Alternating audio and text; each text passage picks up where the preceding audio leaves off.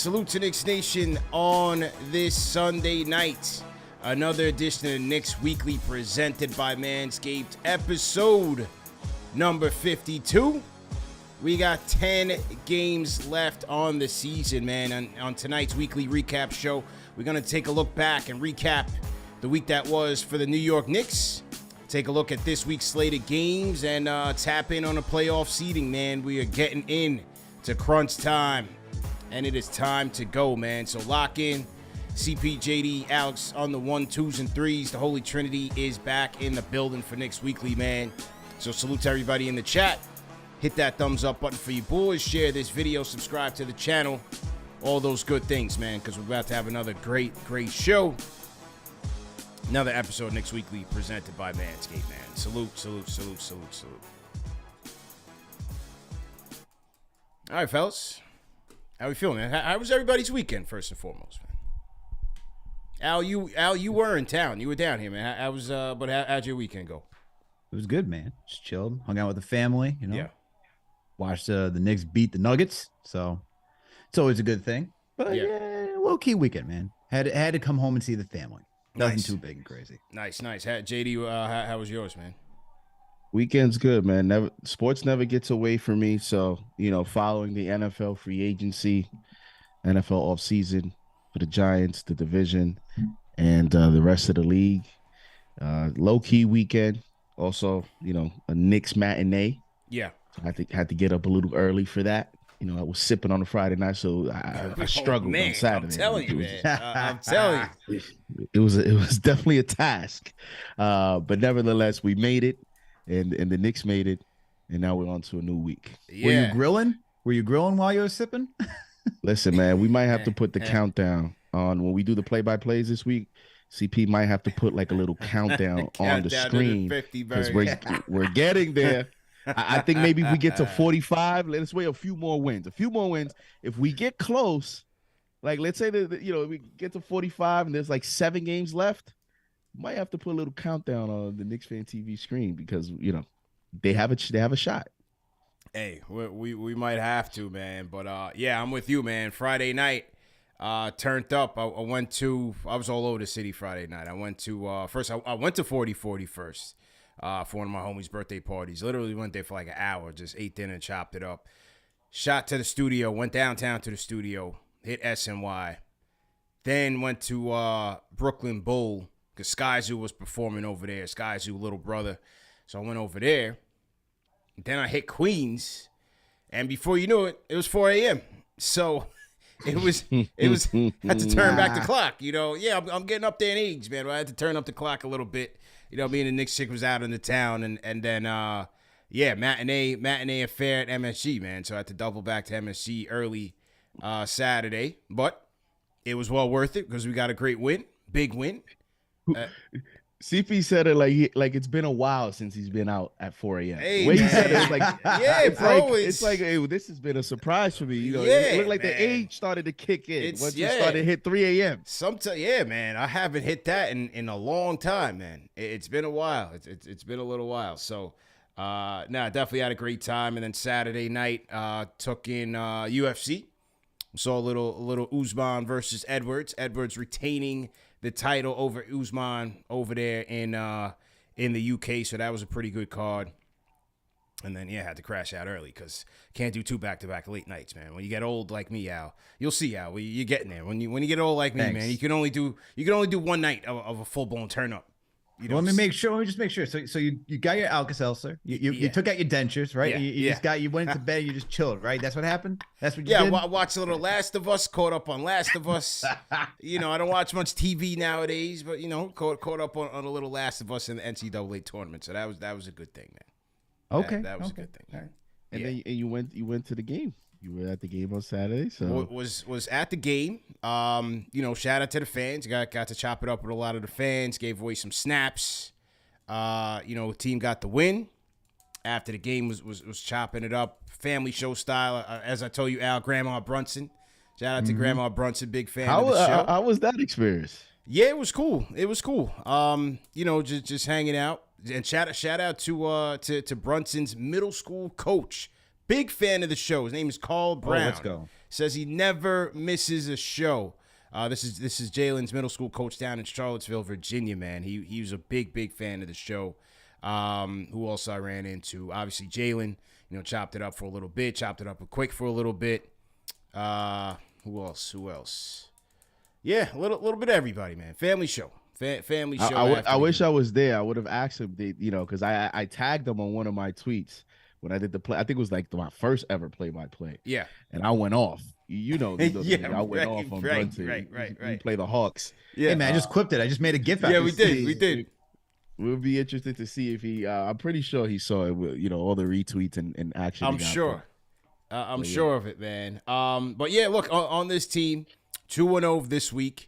They got a good win on the last game of the West Coast road trip without Brunson.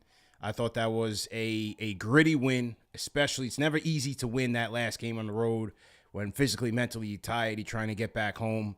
They had to grind their way through it. Obviously, that was the breakout game for McBride. Josh Hart with his heroics, IQ, RJ continuing to play well. Just a solid team victory, especially when they were down by about, I think they were down double digits at some point in that game. So for them to grit that one out, last game on the road, that was good. And then, the rumors were that Saturday that Jalen was going to come back and against number one team in the West, even though the Nuggets are coming off a 3-game losing streak, number one team in the West. But it was as good of a full team victory as I've seen all year. There have been a number of games that you could say, well, that was the best win of the season, whether it was, Julius's game win in Miami or the double overtime win against the Celtics, some of the earlier games that they won out West. But I thought this one was right up there because it was a full squad victory. And, Brunson came in there, didn't miss a beat, 24 points for him. RJ continuing to play well. Julius had his moments in the game. Mitch, obviously, with the controversy with Mitch early in the week, for him to cap off that game with the alley-oop from Brunson, I thought that was poetic. And the bench, the bench continuing to play well, from Quickley to Hart to Hartenstein. It was just a gritty win. And so that was the theme of the week, man. Just a full team effort from top to bottom, everybody contributing and everybody digging in. We're now in game 72 of the season. These guys are digging in, and they go from the 9-game winning streak. They lose 3 in a row. Now they win 3 in a row. So they are a resilient group. They never let themselves get, too far behind or get too down. They bounce right back, and their fight has been consistent, man. So I'm happy where things are this week, 42-30. Well, let's get it going, man. JD, what were your takeaways from this week? Very impressive wins. You talked about double-digit leads. They were down 16 against the Portland Trailblazers, and it started to get, it was getting a little bit concerning there because, things could have turned, and they were able to, come back and fight and get the victory. So down 16 against the Blazers and down 13 against the Nuggets. Back-to-back wins, double-digit leads. That's impressive to me, especially one game without Brunson, the other game with Brunson. So that's a big takeaway. And, another takeaway is the bench continues, to play well. And now when a little bit of adversity hit, they lost, 3 in a row. The Lakers game, they barely won. And then you had to go fight back against the Portland Trailblazers. You started to see like a Deuce McBride, Josh Hart continuing to build on his strong play ever since he's got to the Knicks. And I think that, at this part of the season, you're looking for these things. You're looking for, okay, if I have to go deeper into the bench, can I rely on a McBride? Can I extend the rotation if I have to? What players do I go to in certain situations? This is the time where, you learn some of those things. And McBride gave you a performance that gives the head coach confidence in the event that someone gets in early foul trouble. You have to make an adjustment, or something wild happens during the game. You have to make an adjustment. An injury happens. You have to make an adjustment. So the Knicks, are a very deep team, man. And they're getting ready for this stretch run. And I'm excited. I can't wait for this, last 10, 11 games that they have. They have an opportunity to end strong and go into the playoffs with major, major momentum. Absolutely. I agree with what both of you just said. And I think for me, it's a good week, right? You see, as JD pointed out, that Knicks were able to win without Brunson against Portland. As CP, as you know, is the last game of a West Coast trip. And sometimes those guys, not just the Knicks specifically, but any team, when they're going to the other side of the country, they just like to pack it up, go home. Maybe you get some energy and just want to end on a high note, but you never know. So it's good to see that without Brunson, those guys were able to win. And then you talk about being the best team in the West, man. Denver just clinched the division today. And the Knicks were able to do that with Brunson. He looks like he didn't miss a beat. So it's good to know that when he does miss time, he comes back and he's just back on point, man. So it's good to see that. But out of everything that went well, whether it's Josh Hart, RJ playing well, quickly stepping up, even McBride, I'm getting a little concerned about Julius, man. And to be honest with you, like the last couple of games, the last 3 in particular, you start looking at his statistics and he is averaging, why am I losing? There it is. Okay. Right now, Randall is averaging, even though he's averaging 26 points, he's shooting 42% from the field, 17% from 3. He's still getting his rebounds, 8 rebounds, 4 assists. So he's doing all the other stuff. But that 3-point shooting is what we need to rely on this team, right? And Julius takes most of those shots. Through those 3 games, he's averaging close to 8 attempts per game. And the fact that he's starting to look tired, some of those legs, man, and you're going to need him for the playoffs, this is where I'm like, can we get Obi a little bit more minutes? Can we rest him a little bit? I know that Knicks are still trying to get the positioning. They're right now 5th in the East, but to me, I'm just a little concerned, man, just seeing those numbers. And you also just saw it through the way that he was playing. You saw a little frustration out there. We all know what happened in the Clippers game. I'm just worried that we're getting, we got 10 games left. Is he going to have enough juice for the first round? I know there's going to be some time off for the play-in, but I'm still thinking about that. What do you guys think about Randall's exhaustion? Yeah, I think it's fair. Part of it was just being out there on the West Coast and without Brunson, him having to do a lot. And yeah, he did look tired at spots and a bit mentally fatigued. And then yesterday's game again, I thought Gordon's a tough defender. And I think Gordon is one of those few defenders in the league that can match Julius's physicality. They're kind of built the same, right? The 4th and the 7th picks in that draft. I forgot who was picked first, who was 4th. I think maybe Gordon was 4th, maybe Julius was 7th. Yeah, either way, 7th. Yeah, either way, they kind of built the same. And I think Gordon's a tough defender, so Julius really had to work for his offense in the game, in the win against the Nuggets. As far as the threes, you are right, though, because you're going to rely on both his 3-point shot efficiency and Jalen's 3-point efficiency, because as great as RJ's been playing as of late, it hasn't been from beyond the arc, and neither is Quentin Grimes. And so there's only but so many options that you have to go to from 3, and you got to hope that they're able to regain some sort of form as they head into the playoffs. The fatigue, yes, today it is a concern for me. I don't know if it's going to be such a concern for me by the time the playoffs start. You are going to get about, I think, a full week once the season ends because of the whole play-in tournament. So that's going to be ample time there to rest, as well as let's see how the last few games, if the Knicks have something to play for, because the Nuggets won tonight. Now the Knicks have some separation, a little bit of separation. I believe it's 2.5 now games ahead of the Brooklyn Nets in terms of the 5th and the 6th seed. So there's a little bit of separation there. And then now the focus starts to go into the 4th seed. You do play the Cavs, in 2 weeks. And let's see what type of week the Knicks have this week. So, a few more games, maybe on the next weekly, I'll have more clarity into where the Knicks are headed. But I think if they stay at 5 and they continue to create the separation, you might have the last 2 games of the season to just, if the Knicks can't get better or worse with 2 games left, that's 2 games, potentially 4 days in between with counting the days off, plus the week leading into your first round matchup. So this could turn into a good situation for them. I think the team knows that. They know they have that coming up for them as an opportunity to rest him and other players. I mean, for now, you just continue to play. Obviously, you can't play him too much. The positive though is with Brunson back in the Denver game, you know who took the most shots in the fourth quarter? Jalen Brunson.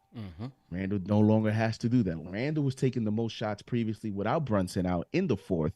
In the first game since he was back, Julius Randle only took 2 shots in the fourth. So you start to see later in the game, yes, fatigue does settle in, but now you don't have to be the guy that has to go the extra mile to bring us home.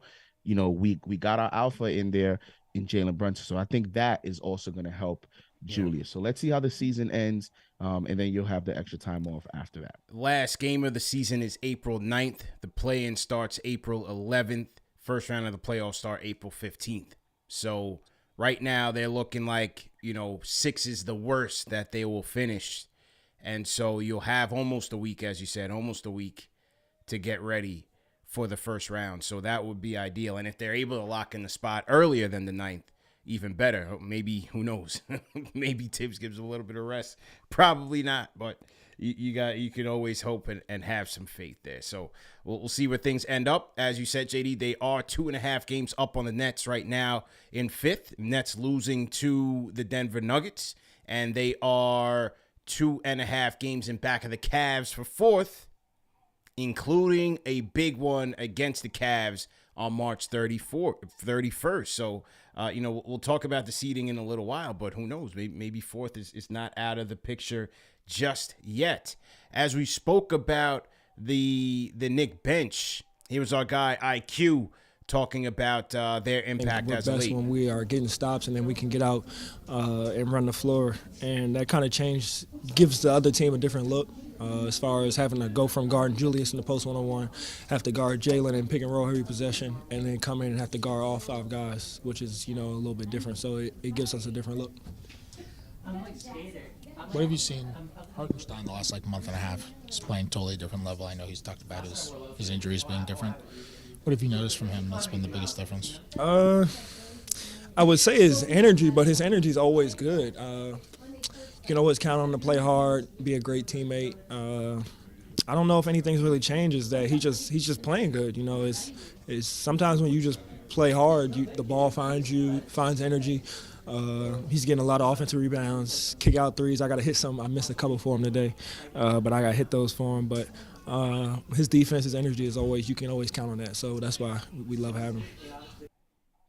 Yeah, that's the thing about the Knick bench is that for the last 3 years now, since they've had IQ and OB, it's just a different pace than the slower, more half-court offense that you have with Julius and those guys out there. When you have IQ, when you have OB, now you have Hart out there. Hartenstein's looking to push the ball ahead. They just play a lot faster, and they have the guys that can play in transition, whether it's Hart, that's his best game. Obi, that's his best game. RJ, that's his best game. Quickly can play in that mode. I just like that. That second unit has potential, man. Now that the way that RJ's beginning to pick things up, He's been consistent since the second half of the season, really. Hart's been terrific. And then what Hartenstein is doing, and it's not just his hustle on the offensive boards, he's playing good defense, man. Last couple of games, he's had to go up against some of the best big men in the league. Sabonis, Anthony Davis, Jokic. He's putting up a commendable effort out there. This is a backup 5. He's putting up a good effort. And so to see him, adjust, everybody wants to see, Tibbs adjust to the plays that he has, but to see a guy like Hartenstein adjust and provide Tibbs what he's looking for, that's been pretty good because you need that out of your backup center, and he's giving that second unit a lift, man. JD, what's your thoughts on that? This Knicks bench is definitely potent. It's definitely potent, man. And I think you could see in IQ's comments, he enjoys the personnel around him. I think he just feels more comfortable in his role, understanding that he can focus on just one area per night, whether you're going to be a point guard or you're going to be an aggressive scorer. You don't have to worry about getting rebounds. You don't have to worry about getting scrappy. Josh Hart got you there. You don't have to worry about certain things because, everyone else has a role. And that personnel off the bench is just everything just fits. And he seems to be enjoying and buying in as a six man, hopefully six man of the year. And it's going to be very important to have that chemistry within a bench because we focus a lot on the starters and the chemistry of the starters and who fits and who doesn't fit. And a lot of times we forget about the bench units in the NBA and how they play in the playoffs. And this specific bench, they have their own chemistry going. They they have their own starting lineup thing going between them as they all fit in that they can play fast, and in the half court they can play well. So Knicks, man, this team has a lot of depth, man, and they're going to be dangerous. I think when you hear reports of the Cleveland Cavaliers supposedly, wanting to play the Brooklyn Nets, a lot of people are going to think about the starters of Jalen Brunson, but I'm telling you, people and scouts evaluate a full roster, and this Knicks bench, I think it's what's putting fear into some potential matchups in that they don't want to see the Knicks. And I think it's a 48-minute game, kind of like the NFL in the fourth quarter. You got the defense, and your running back is tiring you out. I think same thing with this Knicks bench. How about you, man? Look, through the last 15 games since Josh Hart has been here, it's now 15 games since he's been on this roster after the trade deadline. Mm-hmm. The Knicks are fifth in offensive. The Knicks bench is fifth in offensive rating. The Knicks bench is 10th in defensive rating. The Knicks bench is first in net rating. Let that be known for how good it's been since Josh Hart has been on this team. And you just see how dynamic that bench is. I mean, between him and Quickley, you got two guys who understand how to jump passing lanes, get the steals. Both are solid rebounding guards. Both of them are playmakers. Josh Hart, since he's been here, has been a solid scorer, reliable scorer. He's not potent as like Quickley can be and drop like 25, 30, whatever sometimes, but he's consistent, especially with that 3-point shooting, which he wasn't good at in Portland. It's been better since he's been here. So with those guys, then the improved play of Isaiah Hartenstein, who's been getting critical rebounds, just stepping up, especially over the last couple of games you saw against the Clippers, you saw against the Lakers, the Trailblazers. And now this week when he's playing Jokic, he did an admirable job. So this bench is starting to gel together at the right time. And it's good considering that when we saw Derrick Rose to start the season, Rose wasn't playing like himself. When I coming in here, I thought Derrick Rose was going to be that same guy that we saw the last two seasons, especially when he got here when the Knicks were that 4th seed, and be that catalyst. But then he's not playing well, looks a step slow, quickly gets a promotion now to being that guard. Adding Josh Hart has improved the transition for this team. And you have both of those guys closing too. So, and obviously you got to include RJ Barrett for the bench as well. But this bench is starting to click at the right time. And with all those guys, you got to consider, as JD said, going into a playoff. My question is Tibbs going to stick with what we got, the 9-man rotation, or is he going to shorten it down a little bit more? Because, some teams, that's how they go. You start going to the playoffs, obviously your stars are going to get more minutes. You can expect Randall, Brunson, those guys are probably going to be racking up 40 minutes per game if need be. The question is the bench going to get that much playing time? Will Tibbs will he trust them enough? It changes. Playoffs just change. Well, you can know for sure that Quickley and Hart will get their minutes. They're locks. For sure. They are locks. Julius is going to have to come out for a second. So, I mean, even Obi might not get his 10. He might go down to 5. But he's going to get in. And then with Mitch, he's going to get breathers. I think they could still stick with a 9 just with, the minutes may be tilted towards some of the starters more so. But I still think you may need to go to a 9 in case Mitch gets in some foul trouble. You have the injury concern. Obviously, Hartenstein's been playing well. I still think they will go to a 9. It's just how level will it be regular season levels in terms of the minutes distribution. And we can revisit this specific conversation and topic once we do our, playoff previews, because, we get to see how the bench finishes this season. Mm-hmm. But as you were saying, CP, and this is why it's I don't know that the way you said it is exactly how Tibbs would want to do it. I mean, you're going to see in these playoffs, a lot of teams are going to go to 8-man rotation. Yeah. But the Knicks, like, the coach is going to have to play all these guys. And I think that's a testament to how improved the roster is, the personnel. and how well the bench is playing. Like when you start to look at, okay, how many minutes this guy, that guy can play, you're going to look around and say, well, I don't know if anything is really going to change, because Quickley is going to have to play major minutes. We already know Josh Hart is going to play major minutes. As you mentioned, Obi has to get a breather. And the Hartenstein-Mitch thing, I think he's going to play it night to night in terms of who is playing well. And you've seen he's not afraid to go to Hartenstein in the fourth quarter and end of games. So I just think this team is so strong in terms of the depth that I don't know that anything is going to change. And the other thing that makes his bench so strong is Quickley's development. Remember last season and the previous 2 seasons, CP, when we were trying to figure out what type of player is Quickley going to be? A lot of the things we were saying is Quickley needs to be off guard. Quickley needs Derrick Rose. Remember, that was a big thing. Quickley has to be next to Derrick Rose as the 2-man in order for the bench to really function. Well, where's Derrick Rose this year? He's the lead.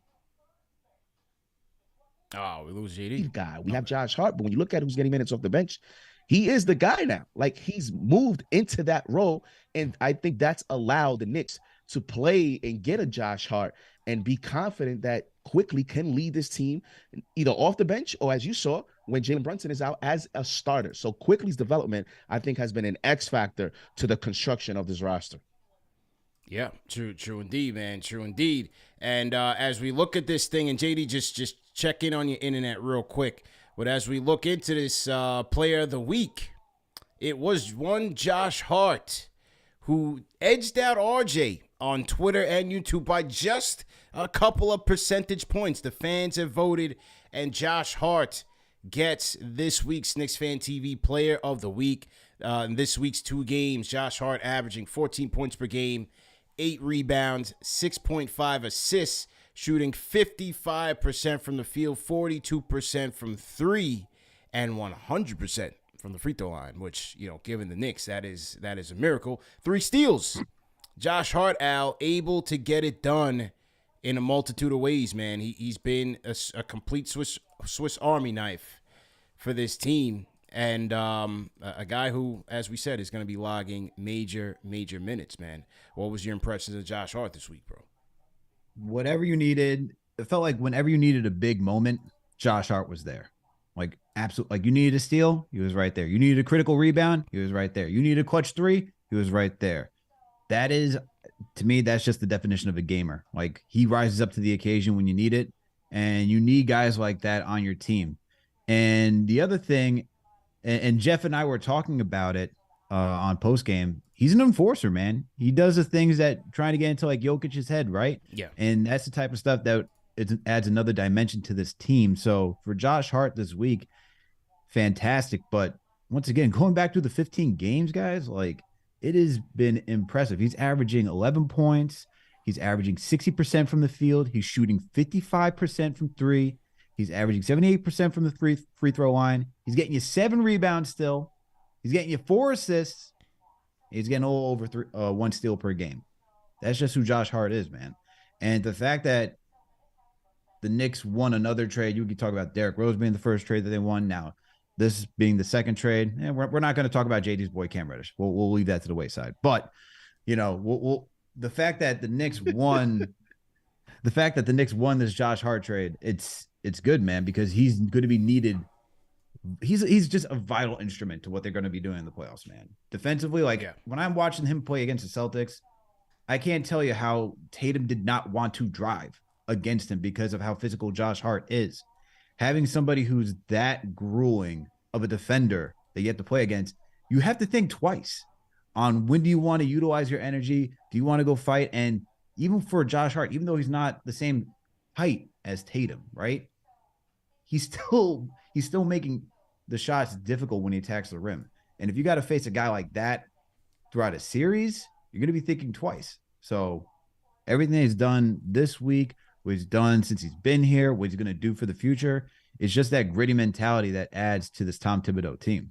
Yeah, no question, man. And here was Josh Hart after the Nuggets game on how the Knicks should be, how they should be approaching things. It's courtesy of SNY videos.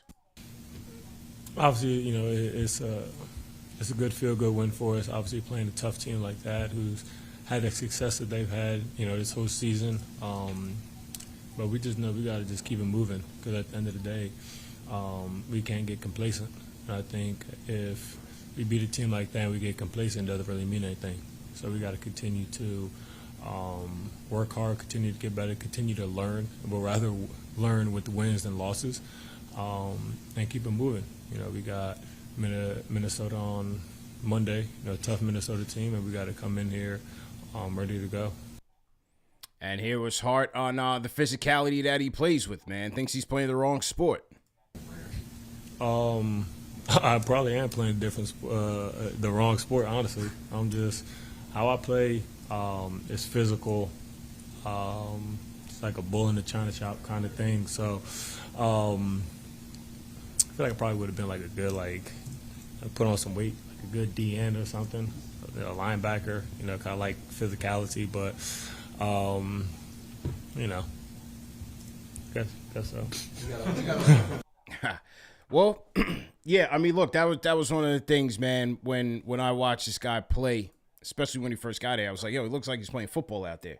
It's how physical he is, but it's just fit.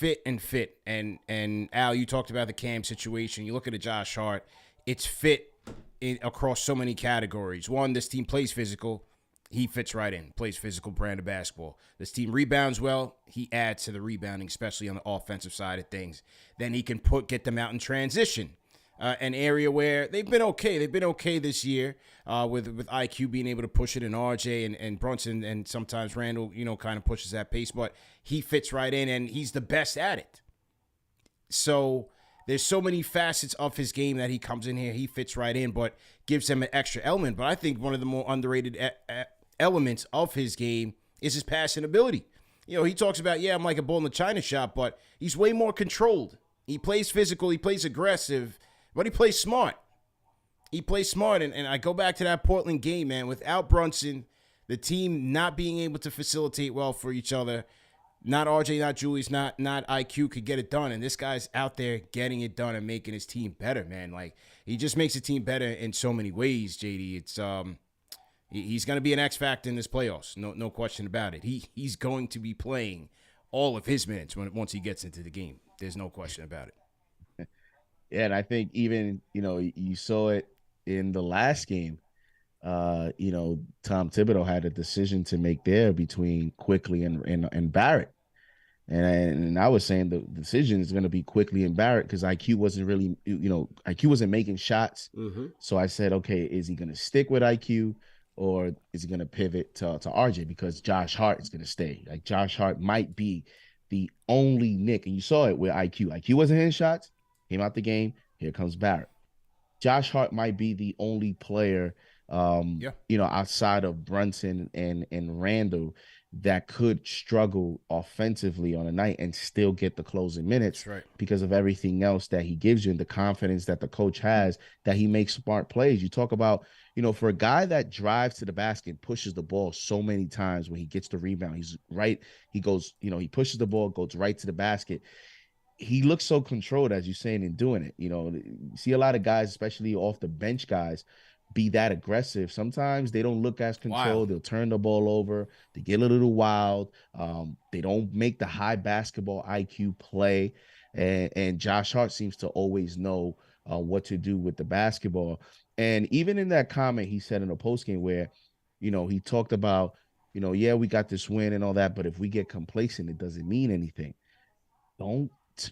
Guys, do not underrate the IQ of some of these players. Don't tell me that he did not say that because he realized the last stretch when they came off that victory against the Celtics, then they play the Charlotte Hornets next, and they got complacent, and you saw what happened after that. He understands the type of week the Knicks have, and I guarantee you he might have even said that statement knowing, what happened with Anthony Edwards, as he, is now off a walking boot. But these guys know, these guys what's going on in the NBA single from an injury standpoint, who's playing well, highlight. They're on Twitter, they're on social media. They look at the schedule, they know who's their upcoming opponents. So I know that Josh Hart is saying to say, okay, guys, last time, we kind of took a step back. Let's not get complacent. That is leadership. It's those little things that never gets talked about that is going to be important in the playoffs. Knicks go down 0-1 in the first game. You're going Oh, we're losing. to need guys like him in the locker room to make sure that those young guys are focused and ready to.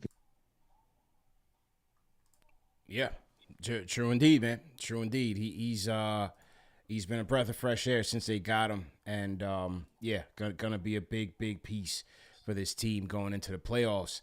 Did we touch on RJ? We didn't touch on RJ's yet, but as I said, in both fan polls, the Knicks fans did vote for RJ for Player of the Week. It's just that Josh Hart had a little bit more votes, but RJ's playing well, man. RJ is playing well, and just watching him in person against Denver, I just loved everything I saw. No, he wasn't shooting the ball from three, but in terms of his attack, his aggressiveness on his drives, his footwork was great yesterday. Excellent touch around the rim, playing on the control. You're going to need that from RJ. You're going to need him to shoot. Don't get me wrong. You're going to need him to shoot, especially in the playoffs. So that's a little bit of a concern. But his efficiency from two has been on the money these past couple of games. So that's been a good development for the Knicks, man. Al, what's been your thoughts on RJ as of late? You know, Tibbs mentioned it in the postgame yesterday. When he is focused and wants to get downhill. You know what? That's... Since you said that, let me get to the Tibbs comments, because I was going to play that anyway. So, all right, let me get to that, and then I'll have you react to it. Suits everybody in the chat. Hit that thumbs up button for you boys. This is Knicks Weekly episode 51. Let's get to the RJ comment from head coach Tom Thibodeau. Here it is. Well, to me, it's really not what he's doing differently. It's when he attacks the basket, he's very efficient. When he starts floating and fading away and all that, that's where the problems come. Attack the basket. Stop messing around. You know, the more you attack the basket, the better it is. And so, if you're one-on-one, you got an angle to the basket, shoot. If you got two or three guys hanging on you, spray. And don't complicate the game. I thought he made good reads today, but I want him in an attack mode. Like it's simplicity and execution. Don't complicate this. I thought Tibbs was spot on. Simplicity in execution. No need to force it. You know, and that's when RJ's gotten in trouble. When it's just head down, I'm predictable in my ways. I'm going straight in no matter who's on me, no matter who's helping. And then it becomes a little bit helter-skelter. You know, it becomes a little bit helter-skelter. But if he's got the angle, as Tibbs said, if it's a one-on-one situation, go straight at him. And I think that's what it's boiled down to with RJ. It's just keeping it simple, man. Don't force the issue. Take the plays that are there for you to take. And I think he's benefited from it. Al, your thoughts? Yeah, absolutely. And, you know, getting downhill, when you start looking at the numbers, anytime he's shooting less than 5 feet away from the rim, he's shooting 80% around the rim right now over these last 3 games. You know, and over these last 3 games, if you want to look at his stats, he's shooting 53% from the field. He's averaging, 24 points per game. So let it be known that he's shooting 50% from the field. Off of those 17 shot attempts, most of them are coming inside because only 5 are coming from 3. So he's finishing very well around the rim right now. And when he just gets downhill, he's just been unstoppable. I mean, against Denver, he went 8 for 10 when he went downhill. Like, that is insane. Yeah. It's absolutely insane. With the spin move, he's being patient. Also, his playmaking is a little bit better, too. He's finding guys now. He doesn't have the blinders on where he's just barreling down the middle of the lane and just, you know, throwing up whatever and seeing what happens. Now he's actually finding guys out in the perimeter. You know, he's looking for either his bigs in the paint to get that lob action going. I thought he's been very decisive, not only in knowing that he wants to go downhill, but his awareness has also gone up as well. So when you get RJ doing that and he's able to produce at this type of level where he's averaging 24 points over these last 3 games by mainly going downhill, if you get this when you're going into the playoffs, you know, you get RJ playing at this level, that's different. That's different. If you have an efficient Brunson, Randall, and then RJ in your starting rotation, or even with RJ in the second unit, that's tough to stop. that is tough to stop. So I like that to see that he's bouncing back because it's been an up and down season for him, man. He started slow to begin. Then he had a nice little stretch before he got the lacerated finger. Then he comes back from the lacerated finger and he's back down again. And it's been all over the place with some like key moments here and there, whether it's playing against the Celtics or whoever. But now to see that there's some consistency coming back to his game, it couldn't be at the better time. So let's just see if he can get that 3-point shot going, because as of right now, if you didn't like hearing Julius's number at 17%, RJ's shooting 14% right over these last 3 games. All right. And that's close to 5 attempts. So man, he's got to be better from there. I'm telling you, man, I just wonder how this thing looks in the playoffs, man. I just wonder how this thing looks if these guys can't knock down their shots, man. I got to see how this thing looks, man. But hey, I mean, what are you thinking?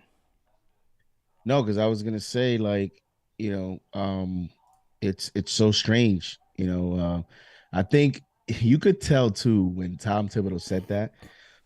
It was like part of it was also like frustration. He's like, "Don't mess around, like don't mess around," like in the way that he explained and expressed how simple it is for him as a coach, the way that he's seeing it, the way that he's probably explaining it to him, and that sounded to me like a coach that's trying to just harp on it to RJ, constantly, in terms of just drilling the emphasis of bro. And we've been saying it, just keep it simple. If your 3-point shot is not going in, continue to attack the basket. And Tibbs even said it, like, you could tell it's those times that RJ drives to the basket and then he stops and then he doesn't know where to go and he just throws up a wild shot. Tibbs is like, once you start doing this, it starts to get all, different. Tell that those are the examples that Tibbs is talking about. So it looks like RJ has responded to that, because although he's not shooting the 3 well in his last 2 games, only 3 attempts each game. So maybe he's going to start to knock down the 3 attempts, dip it a little bit lower and start to focus from the inside out in terms of his game. He has responded, because both the last 2 games, he shot exactly the same, 8 of 13 both games, and 1 of 3 from 3. And the last game against the Nuggets, 0 of 3.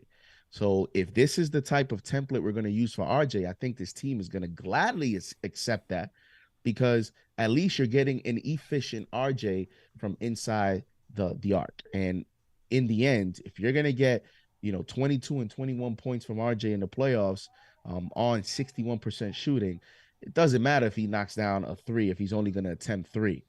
The Knicks are going to be in position to win some basketball games. It's just how the question is going to be, CP, and I said this on SNY, the last 6 games, the Knicks have shot under 30%. That's a concern for me, right? And then Alex and you've gotten into some of these individual 3-point percentages over the last 3 to 5 to 10 games. They're awful. They're awful. Randall, 20% in the last 5 games. You want to go 10 games back? Well, 10 games back, he's 32% from 3. Like, these numbers are awful. The question is going to be, can you get enough 3-point shooter from enough guys in the rotation? If it's going to be RJ, then it can't be Grimes and RJ. Right. It has to be one or the other. You can't have multiple guys at the same position struggling from 3, because if they are, they better play some good defense. That's right. It's gonna be tough. Yeah, that's a fact, man. It's gonna come down to can they get enough across the rotation, and can they get timely ones? Because like you said, if their defense is on point, if they're efficient from 2, if they're getting to the line and Brunson is cooking, all they need is a timely one. Give me a timely one in crunch time. Give me a timely corner 3 from IQ, from Hart, from Grimes, from RJ, from Julius. Timely. CP, let me ask you something. Last 2 games, I just gave you all the analysis on RJ. Last 2 games. If let's say this is the RJ that we're gonna get, right? 4 3-point attempts. He's gonna shoot 30%. Not great, but this guy's gonna shoot 50% from 2, 60% from 2. He's gonna become efficient. He's never gonna be a good 3-point shooter, but you're gonna get your 20 points in the way that you've gotten it the last 2 games. This is what you're gonna get moving forward. Would you say that you're keeping him for the future? This is your 3rd option. You're good with that. Like, that's We can build off that. I don't need to move him. Depends on if you can get three-point shooting from your other position, right? If you're going to move Grimes to the bench and get an upgrade there, are you going to get an upgrade at the 3? A better 3-and-D wing? Then sure, you could live with it. You could certainly live with it. Because if RJ's performing like that, then you're getting closer to a Jimmy Butler archetype where, no, it's not great from 3. It could be timely, but everything else is efficient. You know, he's using his size, he's using his physicality to get to the rim. He's scoring efficiently from below the arc. He's getting to the free throw line, which is big. Knocking down his free throws at least 75 or better. But I think it still depends on, can you get an upgrade in talent at the 3 to move him to the 2? Because you're going to need somebody to space the floor. You still need that. So I think it depends. Depends on what's around him. Ugh. That's so House it rough. up. That's just, I don't even want to think about that, man. Because like there's guys who can live like that, right? Like we look at DeMar DeRozan, the mid-range assassin. You look at Jimmy Butler, guys who don't necessarily aren't the best 3-point shooters. They do have a long career in the NBA. You just have to be good at so many other positions. You know, there's so many facets of the game. So RJ's defense is gonna have to take a step up. You know what I mean? Like if he's a lethal driver the way that he is, he could certainly make a career out of that. But does that mean other guys become expendable? Or are you then saying, all right, if we're going to live with RJ being this lethal guy who can get downhill, are we looking at Mitch to say, let's go get a stretch 5? Like, is that the next thing we're going to say? Like, because you're going to have to clear things out. Because even look at Julius Randle right now, who's struggling. You're going to need someone who's consistent at least. Like, it's cool to see the Knicks win this way. And you can go up and down the stats. You see that Brunson's shooting well. Obi's was shooting decently over these last couple of games. Grimes has been, you know, if we're looking at these past 2 games, it's only Randall and RJ who've just been god awful from 3, and everybody else has stepped up when they're out on the court. So if you can get that, then sure. But am I really trying to live off of my bench to give me consistent 3-point shooting? No. So I really don't want to think about that right now, JD. To be completely honest. Things are going good, man. Things are going good. Let me enjoy what I'm Let me stay outside the window. Let me just keep jumping and falling. All right. I'm just saying, you know, there's always, you know, we get these questions every show about RJ. What's his ceiling? CP, what do you think? Can he be Paul Pierce? Can he be Jimmy Butler?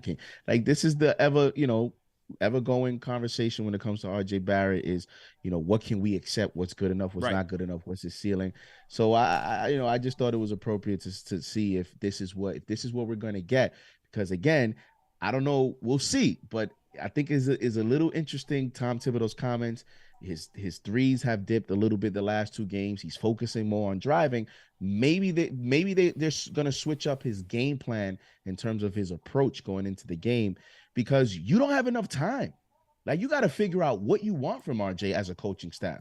Like, do you just let him continue to play the way he was playing previously and shoot threes and just live and die off it? You can, but you know, now in this stretch run, you have to start as a coaching staff to develop a game plan for how you want certain players to play heading into the playoffs, so that it can be consistent and these players can be more prepared for the playoff series. And maybe this is what they're going to focus on with RJ. And maybe they're saying, listen, it is what it is. We're going to need Grimes to just step up. We're going to need Quickley to start hitting threes. We're going to need Brunson to start taking more threes and hitting them. And we're going to need Randall to do it. Like, whatever it is, they need to figure that out. And it seems like maybe, you know, RJ is going to go into a game plan for the rest of the season.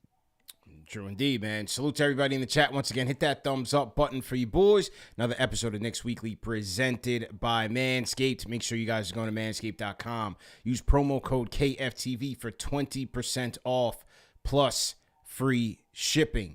Okay, let's take a look at where things stand in the standings once again. Let's take a look at it. Oh, baby, it's getting interesting. It's getting very interesting. It's getting very interesting. Let's take a look at where we stand on things. Okay, so I know JD's up until 3 a.m. just looking at the standings, up and down. I don't sleep. I just all night. Scenarios. I just have a tab just open on the standings, and all I do is look at it and just like, oh my god, that 4th seed. So we are 2.5 back of the Cavs for the 4th seed. We've won 2 games won on the season series. The best that they could do is tie the season series on the March 31st matchup. We are 2.5 games up on the Nets for the 5th seed. Nets just lost to the Denver Nuggets today. Denver in New York playing on back-to-backs. And we are 3.5 up on the Heat, who sit in the 7th spot. Knicks have 2 games left against the Heat, so don't sleep, even including one this week on Wednesday. They play the Heat on Wednesday this week. Correct. So don't sleep on that. And if we look at the strength of schedule thing changes drastically.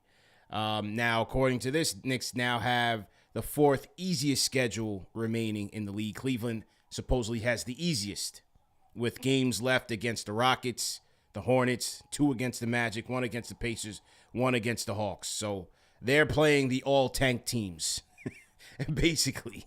So that doesn't bode too well for our chances at 4, but, you never know. In terms of the Nets have the 6th easiest schedule remaining, with games against the Rockets, Pistons, 2 against the Magic, 1 against the Jazz, 1 Timberwolves, 1 Hawks.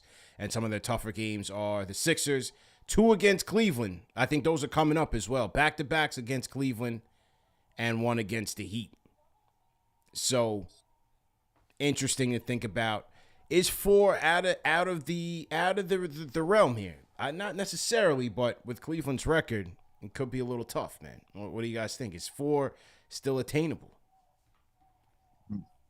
Well, I'll tell you this. This is going to be decided within the next 5 games. Because when you look at the strength of schedule, that's a general perspective on it and general percentage. But when you look at the way the schedules stack up, it's going to come down to the next 5 games. So here's the Cavaliers' next 5 games. Mm-hmm. You have at Brooklyn, and they're on the road in Brooklyn back to back. That's their next game. And the Cavaliers are 16-20 on the road. They're 29-8 at home. They're 16-20. The Nets lost tonight. So, teams are going to fight back. They've been competitive, and the Nets have gotten very good wins recently, although they've been up and down. So that's 2 games, right? Do they go 1-1? That could be a possibility. Then they're at home against Houston. That's a win. But then they're at Atlanta, New York, and Indiana. Like, next, can they go 2-3? It could happen. Because if the Knicks beat them, they're at Atlanta, and they're playing back-to-back against Brooklyn. There, I think, is the stretch that is going to be decided, because the Knicks now, next 5 games, are Minnesota at home, at Miami, at Orlando, Houston, and Miami again. And then the big matchup against the Cavaliers. So it's like, can they get to that game against the Cavaliers 1 game back, to where if they beat them, they can tie it, and then it's about, the Knicks going Wizards, Indiana, New Orleans, Indiana. Can the Knicks go 8-2 these last 10 games? It can happen. So I think the next 5 games for the Cavs, if they slide here, they can get to the 4th seed. If they don't, if they go 3-2, I think it's over. That's how I'm looking at it. You read off that schedule, JD. I just I don't see for me, it's like, can Cleveland, if the rumors are true that people in the front office don't want to face the Knicks, right? You either have to get all the way down to 6, or you got to go fight for 3. If those things are true, if we're gonna take that for what it is, I just don't see them moving up to get away. So I think they're going to be staying in their position, because after reading that schedule and knowing that they're so bad on the road, I think they're going to just stay at the 4 seed. I feel like that's just where they're just going to be complacent right there and take that for what it is. And the Knicks are going to stay 5th, just because I think the Heat's going to be a tough matchup. I think we're going to, even though we're 2-0 against the Heat, I feel like it's tough, man, to sweep them 4 times. That just seems tough. I feel like we could go 3-1. And they're gonna be the target. Those are gonna be tough games. those are going to be tough games. And, Knicks are going to be the target there, man. You guys Miami's are still off this team. Pat Riley, Eric Spoelstra. Oh, no. I'm done with them. That team is done. Get out of here, Will. That team is done. We need to stop giving Pat Riley all this credit. How about that contract? We get a lot of flack for Evan Fournier and all this. How about that contract to Duncan Robinson? Has anybody heard of him? Has he played yet in the last? How about when people are like, "Oh, the Knicks should get Kyle Lowry"? Has that worked out for Pat Riley? Oh, whoever said that was on drugs, because I told you that guy was washed for about 5 years now. Give me a break. You know what I mean? So this team, I don't know, man. I think the Heat are at the tail end, but I get it is a very valid point. They might just lose one of these 2 games because. It's like you said, Alex. What's the likelihood that you can actually sweep a Miami Heat team for? And you gave 8-2. I'll take your 8-2. I'm gonna give one of the 2 being the Heat though, because I feel like that's just tough to go to full on sweep. Yeah. You know what I mean? Yeah. But I feel like 5 is where it's going to be. And honestly, I'll let CP figure out where this team's going to land. And I got a question for both of you. I think they stay in 5th. They'll be able to keep the Nets off and the Heat off.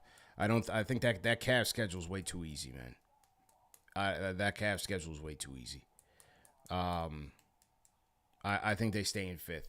The 2 Miami games to me are going to be tough. Home against Washington.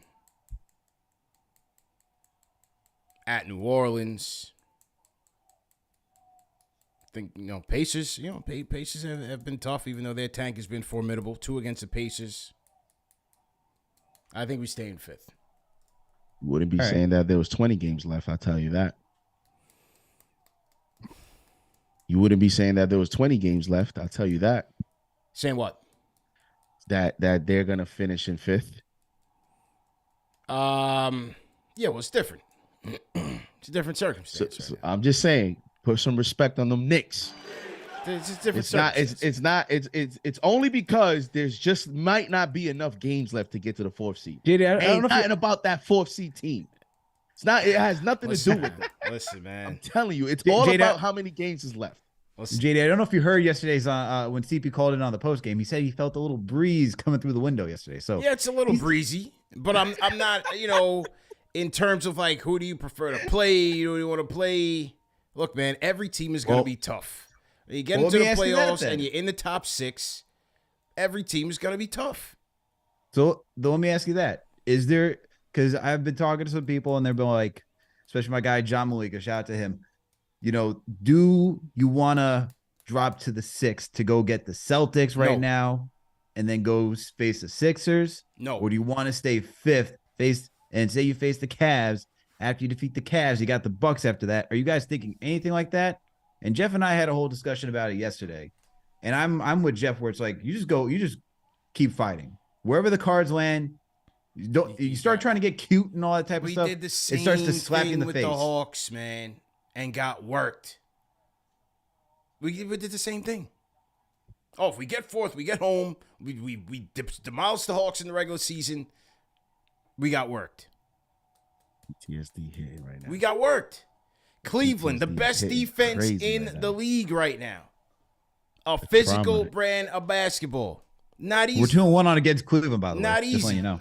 Once the playoffs start, bro, the regular season means nothing. All of that is out the window. I don't care what we did against that team. Everything is right gone. It's gone. Rip it up. Forget about it. Rip it up. Forget about it. The lights are brighter. The jersey's heavier. You just talked about, I don't know if Julius has his legs. I don't know. Rip it all up. It's a brand new season. It's a brand new season. It's grind time. Are you built for it up here? We're gonna see. I don't want to see the Sixers. I think a healthy Embiid going into the playoffs will destroy us in the first round. I don't want to see the Sixers. I don't want to see Sixers. Everybody wants to say, okay, Boston, they're looking right. Again, every team goes through their ups and downs, man. They're a tough team. I don't look past any of these teams right now. No one's even looking past, man. I'm just saying, like, yeah, but some of you guys are like, do you want to do this in the first round and then do this in the second round? Like, let's just one game at a time. One game. I'm just asking, man, because this is Knicks Fan TV. All right, we're for the people, by the people. All right, talking to Knicks fans. This is what I'm hearing on the ground level. I'm just bringing it to the table. Yeah, people are wild. People are going wild. They're talking Eastern Conference Finals. Already slow looking down. at who they prefer. I mean, obviously, first round first. If you're looking at all three of those teams, right, and the Cavs have the least amount of experience. Spider has a lot. Spider has a lot of playoff experience, but the Cavs as a team, right? The Garlands, the Allens, the Mobleys, they fought valiantly last year, but they didn't get there. So they have a little bit of experience, but those other teams, the Celtics, the Bucks, the Sixers, they're battle tested. Those are battle tested teams. I think you got to get past the first. I tell you what, though, CP. I mean, obviously that's getting way ahead. But if they play the Cavs in the first round, if they win that series, I'm not trying to hear nothing. I'm not trying to hear nothing about who's it. I don't even. If it ain't the Bucks, Celtics or Sixers, toss it up. Let's play basketball, because I just think at that point that team is going to go into that series with so much momentum and confidence. And there's no way I think they can win a first round series without Julius or RJ not playing well. Because I think Brunson's going to play well. Correct. So if they're going to win a series, one of these two guys are going to have a better series than they had against the Hawks, which tells me that's a good sign heading into anybody else after that. But they do have major question marks to answer to in that first round, and that's why it's going to be so exciting, because I know a lot of people are talking about Randall, but RJ got it. He got a pass because he was very young and it's his first go round. He's an X factor in that first round. He has to play well, because I think Grimes, don't be surprised if Grimes struggles, man. It's his first go. It's his first go, man. He's already struggling now shooting the three, and it's not even the playoffs. Julius has to get redemption, bro. It's on him. And if he does, it's over. It's over if he does. Next to Brunson, he's your best shot creator. He's your best playmaker. He's got to make the team better, including scoring, including playmaking. He has to do it.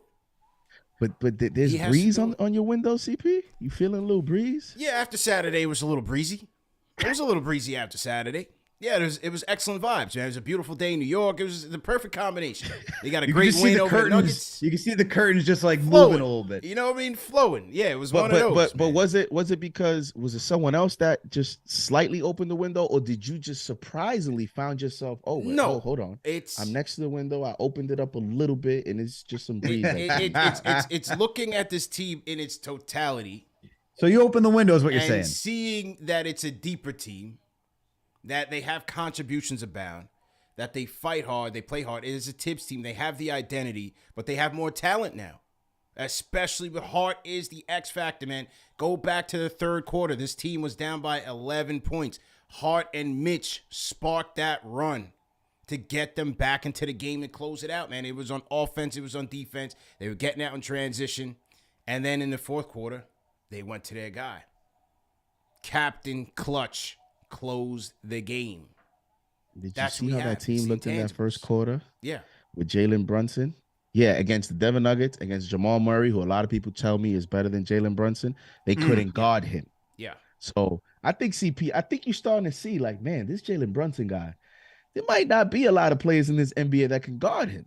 Because when he's on, this Knicks team looks pretty hard, very hard to defend and very difficult to beat. So if you haven't learned now, I think you'll learn soon enough. But we're gonna have to ask you before, CP. I can't wait to. You cannot. No. After they win game one in a 7-game series and say, now I'm jumping out the window. I'm not accepting that. Whenever we do our playoff preview, that is your moment. You're either gonna jump or you're not gonna jump. What? You're not about to wait to the first game. How do you mean? I got to evaluate things. No. I got to evaluate. Are we ready or not? Waiting after they win the Get out of here, bro. Oh, now I'm jumping. I got to evaluate. Shout out my guy Abdullah in the chat. We're giving you 10 more games. I got to evaluate things, man. What's there to evaluate? We've been watching 82 games this entire season. What's there to evaluate? Listen. Just check back in with me after game 3 of round 1. Game 3. I need time. I need time, Lord. man. I need time. I need time, man. I need time to evaluate, okay, are we in it? Is this, is this just a happy to be here situation? Are we formidable? That's what I need to know. Someone get me that LeBron meme ready. Someone get me that LeBron meme ready. He thinks he's slick. That's why CP is at where he's at, because he makes his little savvy moves. He's learning. He's learning how to be that expert, because he says game 3. You know why? Because he's like, well, game 3, the series is either gonna go 1-1 heading into game 3, or if they down 0-2, hey, I'm safe. I could just say, hey, they weren't ready. And if they're up 2-0, whoa, I'm jumping out the window. We will have an idea. After game 3, we'll have an idea where things stand. Someone give me if CP jumps out the window because the Knicks are doing well during the playoffs, I want the LeBron meme where he's like, I just knew back from the start of the season this team was going to be a playoff contender. I just knew. Listen, man, I need time. I need time, man. But for now, CP, the time is now. For now, I'll be the conductor, and we will welcome the optimism. We'll welcome the optimism, man. This conductor. Did you see what? Shout out to Chuck D. You saw what he called CP? You know what CP stands for, JD? Conductor President. That's it. That's it, man. And shout out to the Rhyme Animal Chuck D. He will be at the Miami game this Wednesday. So if anybody's in the building, he'll be there rocking his KFTV snap. So if you guys see him, make sure you guys pull up on him, man. Make sure you guys pull up on him. Shout out to the Rhyme Animal Chuck D. Yeah. What was your prediction for games this year? What did I say? 41. Yeah, 41. 41. Yeah, it's already over for that. Yeah, it's 41. So man, so you predict 41 wins. If they come out with 47-48, that's still not enough for you to jump out the window. That's wild to me. No, the playoffs haven't started. That's wild to me. A team clearly overachieved over your expectations. No, but you still want to see more. Playoffs haven't started yet. Haven't started yet, man. Mm-hmm. Regular season. You just love saying he's dying for the data. I told you guys. Oh, he'll go on a Stephen A. rant. I told you this Knicks team and blah blah blah. And, listen, man. CP told you. Listen, man. I told you once. I tell you again. I am here for money time. Don't tell me about the regular season. Oh, this is the best Knicks team in 2 decades. Oh, they won this, that. None of that matters.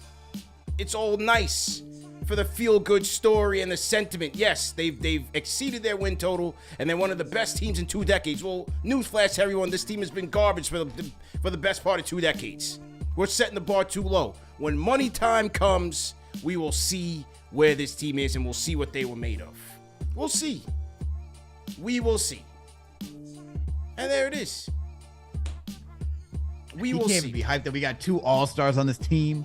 We got youth. I'm glad. We're watching young guys develop. We potentially have a 6th Man of the Year candidate on our hands. I'm happy about it. I'm happy about it all.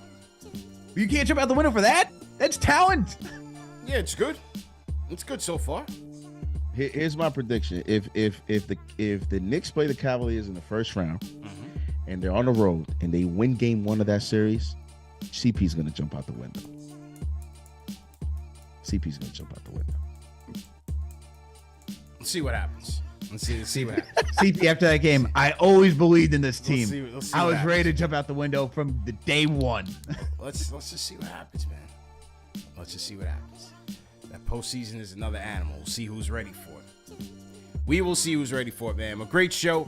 Back tomorrow with play-by-play. Knicks versus Timberwolves. We're back with play-by-play. In the meantime, catch up on the Game of the Week preview. John Krasinski of The Athletic. We had a great show with him, so make sure you tap into that. Then go into play-by-play, hosted by JD Sports Talk. Then go into Knicks post-game live, where we break down everything for the Knicks versus Timberwolves game. Will Ant-Man play? If he doesn't play, should be an easy one for them, for the Knicks. We'll see what happens. Hopefully they don't get complacent, not have a letdown game, but if no Anthony Edwards, that should be a walk in the park for the Knicks. And then let's see who else we got this week. We have at home against Minnesota, and then on the road at Miami and at Orlando. So Al, start with you, man. What's your record prediction, bro? Ooh, that's a good one. That's a good question. Let's see. Gotta look at the schedule real quick. Let me look at this. Let's see what we got going on here. Monday, Tuesday. I already said we're gonna beat Minnesota during the game of the week preview, so that one's already there. Mm-hmm. We're a good road team. Julius performance better on the road. I feel like we'll beat Miami on Wednesday. Thursday we should beat Orlando. I'm gonna go bold. I'm gonna go 3-0 this week. All right, I'm going 3-0 as well. I think they got it done. 3-0. I'm going 3-0, man. JD, how you feeling? So that takes them to 45-10. If they go 3-0, they're going to be in the hunt for the 4th seed. If they go 3-0, they're going to be 45 wins. And if they go 3-0, might have to put the countdown for the 50 burger. So I'm going to go 3-0 as well. I mean, I don't get it. There's a host here that just said 3-0, but hey, he still doesn't want to jump out the window, but whatever that means. But 3-0, 45-30 by the end of the week. Yeah. There we go. Let's go. 3-0, man. 3-0. All right. Great show, everybody. Remember that the show is available in audio podcast format. Never have a reason to miss it. Catch up on all major podcast platforms. They also have YouTubers rolling out podcasts as well. So this will be available however you guys digest your podcast. So supposedly YouTube is still the #1 platform for people to listen to podcasts. YouTube, Spotify, Apple. So, yeah, however you guys get it in, we'll be here. Wherever you are, we'll be there as well, man. So make sure you guys tap in. Go to manscaped.com, promo code KFTV for 20% off plus free shipping. And we'll see you guys tomorrow, man.